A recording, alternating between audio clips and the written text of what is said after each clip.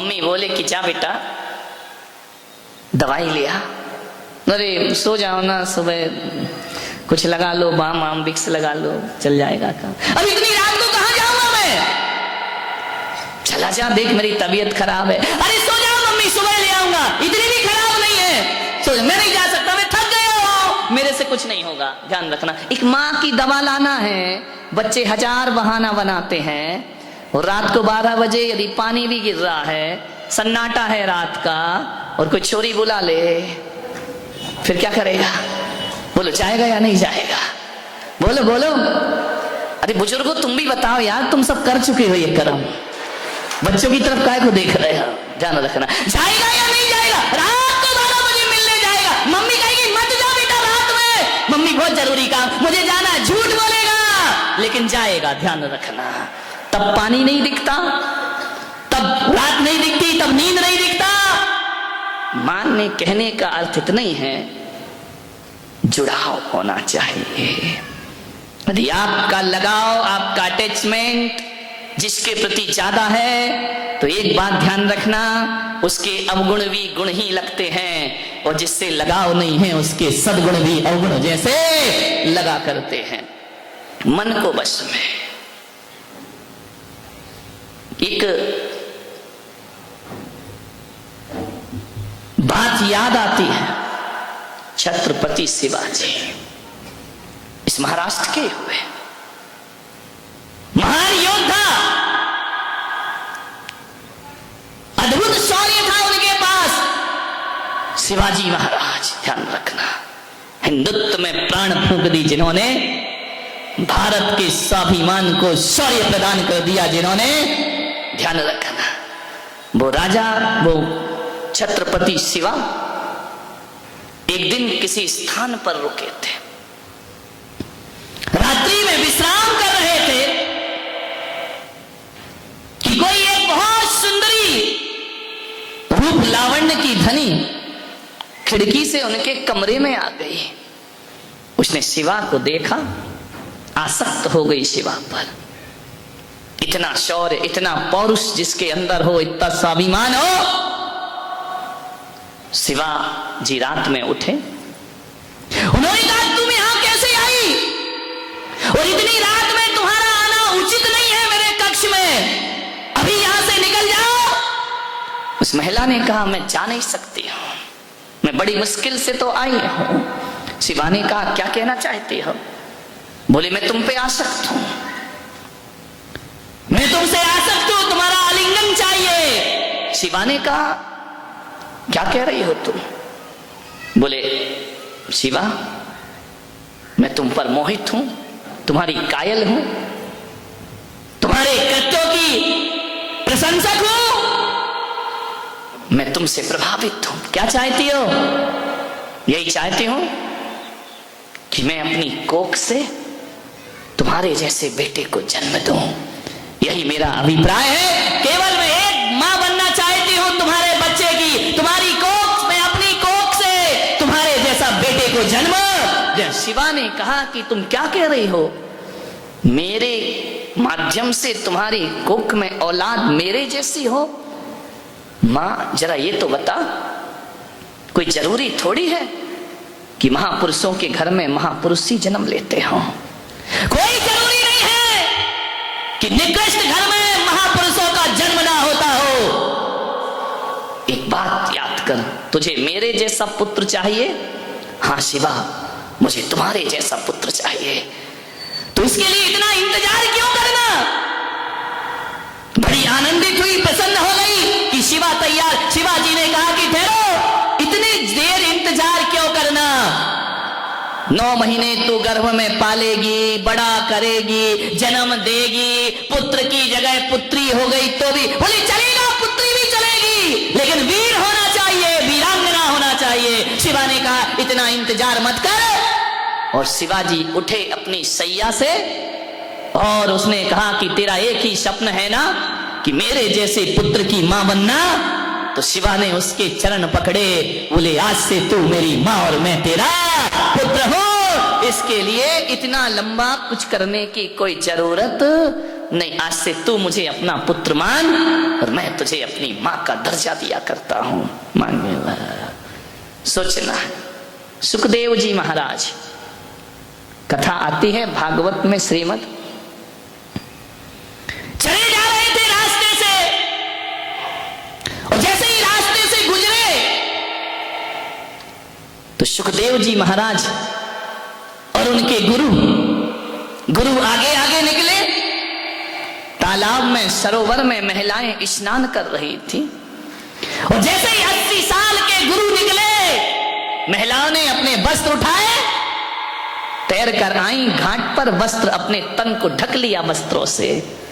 गुरु निकल गए, पीछे पीछे 22 साल के यौवन को धारण किए सुखदेव जी महाराज निकले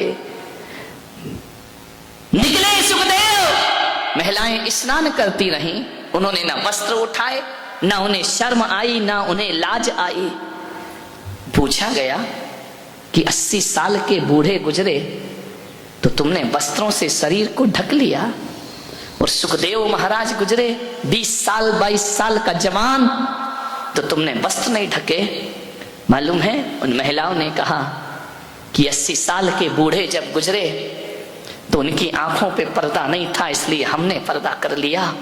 और 22 साल का जब सुखदेव गुजरता है, उसकी आंख में पर्दे थे, हमें पर्दा करने की कोई आवश्यकता और कोई जरूरत ना पड़ी। यदि वो नैनों के पर्दे डाल लेते तो हमें पर्दे उठाने की जरूरत। एक आदमी आया, बोले महाराज आप नग्न रहते हैं, आप दिगंबर हैं, आप कपड़ा नहीं पहनते हैं, ये अच्छा नहीं लगता है। मैंने कहा कौन कहता हम कपड़े नहीं पहनते? मैं कपड़े नहीं पहना हूं, पहना हूं मेरे भाई। कौन कहता कपड़े नहीं पहना? तुम्हारे कपड़े तो धागों से बनते हैं, तुम्हारे कपड़े किसी मील में बना करते हैं। ध्यान रखना, हम नंगे नहीं हैं। लोग कहते हैं कि जैन मुनि नंगा होता है, जैन मुनि नंगा नहीं होता। ये भेष जो हमारा है, ये भेष नहीं है, ये नग्नता कोई भेष नहीं है, और न हम नंगे हैं। नंगे तो वो होते हैं जिनके वस्त्र के बाद भी वासना जिसके अंदर होती है, वो नंगे हुआ करते हैं मेरे भाई। ध्यान रखना, हम नंगे थोड़ी है, और ये हमारा कोई भेष थोड़ी है। ये दिगंबर भेष नहीं है मेरे भाई, दिगंबर भेष नहीं, बल्कि दिगंबर एक साधना हुआ करती है, तपस्या हुआ करती है। एक बात याद रखना, कौन कहता है हमने कपड़े नहीं पहने हैं? हमने पहने, हमें नंगा थोड़ी कहा जाता है। हम जैन नंगे साधु नहीं है, हमें दिगंबर साधु कहा जाता है, दिगंबर कह करके बुलाया जाता है। हम दिगंबर मुनि हैं, नंगे महाराज नहीं है। ध्यान रखना, प्रशांत रूपाए दिगंबराए देवादि देवाए। नो, हम दिगंबर हैं। ध्यान रखना, दिगंबर कौन होता है? जिसने दिशाओं के अंबर पहन रखे हों, वो दिगंबर हुआ करता है। और नंगा कौन होता है? जिसके पास कोई अंबर नहीं हुआ करता है। ध्यान, हमारे पास तो अंबर है ना, किसी के पास श्वेत अंबर है तो श्वेतांबर हो गया, किसी के पास पीला अंबर है पीतांबर हो गया, किसी के पास लाल अंबर है रक्तांबर हो गया, और दिगंबरों के पास दिशाओं के अंबर है, इसलिए वो दिगंबर हैं जिनमें नंगपन हुआ करता है। हमारी निगाहों में तो साधना की मर्यादा हुआ करती है। एक बात याद रखना, जो कपड़े कमरे में बंद होके उतारे जाते हैं वो वासना होती है, और जो कपड़े भरी समाज में उतारे जाते हैं वो साधना हुआ करती है। ये साधना है मानने में। एक बात बताओ, जब एक तो तुम छोटे थे, बहुत छोटे, बहुत छोटे, ये धवल सेठ की लड़की से भी छोटे है ना, वो मेरी कट्टर शिष्य है बारामती में। ध्यान रखना, और कोई हो या नहीं हो, वो बहुत कट्टर है, चुटकी। ध्यान रखना, छोटे छोटे, जब आप छोटे थे, एक बात बताइए, आप नंगे नहीं घूमे? बोलो, घूमे या नहीं घूमे? घूमे हो ना छोटे में? फादर नंगे रहे छोटे में, क्यों थे? उस समय बुरा क्यों नहीं लगता था? और उस समय जो तुम्हें देखता था उसे बुरा लगता था क्या? नहीं लगता था। क्यों? क्यों नहीं लगता था? क्यों हर कोई मां बहन उसे गोद में उठा लिया करती थी? क्योंकि उसके अंदर विकार नहीं थे। ध्यान रखना, क्या नहीं था उस बच्चे में? वासना नहीं थी, विकार नहीं थे। ठुमक चलत रामचंद्र बाजत पैजनिया। ये रामचंद्र हो, कृष्ण हो, महावीर हो, बचपन में छोटे से ठुमक ठुमक चला करते थे, लेकिन वस्त्र नहीं होते थे। जो लेता था गोद में उठा लेता था। नव यौवना गोद में उठा लेती थी, बालिकाएं गोद में उठा लेती थी, बड़े गोद में उठा। कोई शर्म नहीं थी, कोई हया नहीं थी। उस समय शर्म क्यों नहीं आ रही थी? बोलो, क्योंकि हमारे अंदर विकार नहीं थे। अब शर्म क्यों आती है? बोलो, हमारे अंदर क्या है? वासना है, विकार है। ध्यान रखना, बचपन में नंगे घूमे तो विकार नहीं थे, तो शर्म नहीं लगती थी। और मैं तो कहता हूं कि यदि वो बचपना यदि बड़े में होकर के आ जाए और विकार निकल जाए, तो आप वस्त्र इसलिए पहने हैं कि आपके अंदर विकार हैं, और संत इसलिए वस्त्र नहीं पहनता, वो बालक की भांति निर्विकार हुआ करता है, उसके अंदर कोई वासना। बात बताओ, आपके हाथ में कंकड़ पत्थर है और कहीं हीरा पड़ा है, और हीरा आपको दिख जाए तो कंकड़ पत्थर छोड़ना पड़ते हैं या छूट जाते हैं? विचार करिए।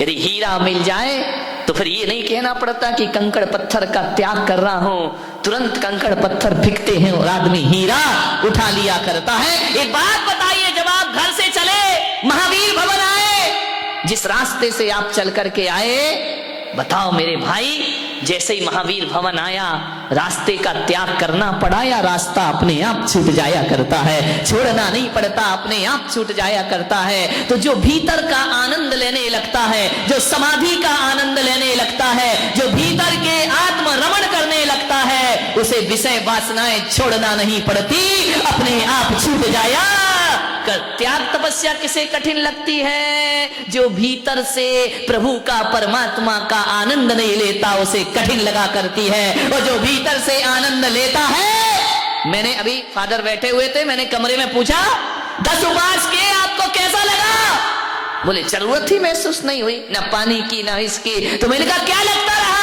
बोले बस महाराज से कहा है कि साधना करना है। ध्यान रखना, आज इनकी साधना यदि सफल हुई है तो इसलिए नहीं कि इन्होंने त्याग किया, बल्कि इसलिए सफल हुई कि इन्होंने मेरे वचनों का सम्मान किया, इसलिए उनके जीवन में साधना सफल हो जाती। भीतर की लगन लगी हो। लोग कहते बड़ा कठिन है, बड़ा कठिन है धर्म करना, त्याग करना खाक कठिन है। एक बात बताओ, यदि आप किसी महिला से कहो कि 10 किलो का पत्थर लेके आप पहाड़ पे चढ़िए, कठिन है या सरल है? 10 किलो का पत्थर हाथ में लेके, सिर पे लेके पहाड़ चढ़ना, पत्थर तो छोड़ो, अटैची उठाना बहुत कठिन है। शिखर जी जाओ, अपना ही शरीर भारी लगने लगता है चढ़ते चढ़ते, कि यार ये शरीर भी अलग हो जाए तो मैं आराम से चढ़ जाऊं। विचार करिए, 10 किलो का पत्थर लेकर एक महिला पहाड़ पे चढ़ना कठिन काम है। पहाड़ तो बहुत बड़ी बात है, 10 किलो का पत्थर लेके दूसरे मंजिल पे पहुंचना कठिन काम है। वहां भी लिफ्ट ढूंढना पड़ती है कि हमसे ये वजन उठने वाला 10 किलो का पत्थर एक पहाड़ पे लेके चढ़ना बहुत कठिन काम हुआ करता है, बहुत कठिन काम हुआ करता है। लेकिन मैं आपसे पूछ रहा हूं, पत्थर भारी है, पत्थर का वजन है, लेकिन एक बात बताओ बारामती वालों, 10 किलो का बच्चा लेकर जब आप मां चढ़ती है तो भारी लगता है या हल्का लगता है? विचार करिए। बच्चे में वजन हल्का हो जाता है, पत्थर में वजन भारी हो जाता है। पत्थर लेके चढ़ना कठिन है, लेकिन बच्चे को लेके चढ़ना, वजन दोनों का एक सा है। 10 किलो का बच्चा भी है और 10 किलो का पत्थर भी है। कौन सी चीज भारी है और कौन सी चीज हल्की?